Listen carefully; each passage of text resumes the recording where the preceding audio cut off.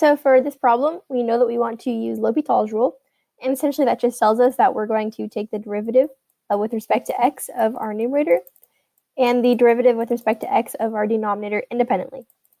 So this is going to become the limit as x goes to infinity of the derivative of x to the fifth is 5x to the fourth power, plus the derivative of 4x cubed is going to be plus 12x squared. And then finally, that constant 8 is just going to go to 0.